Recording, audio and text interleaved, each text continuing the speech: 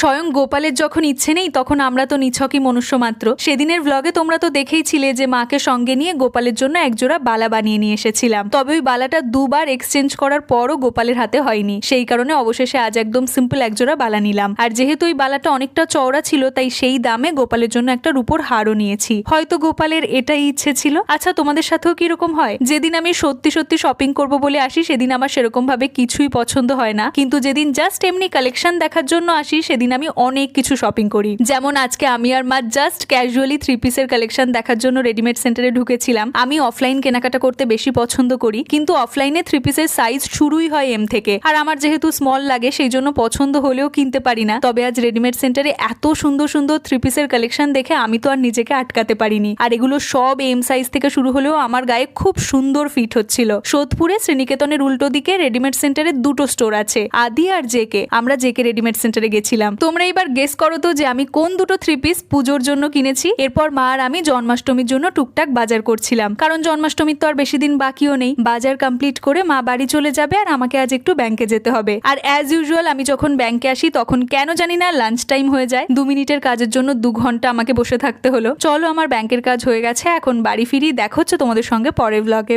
By.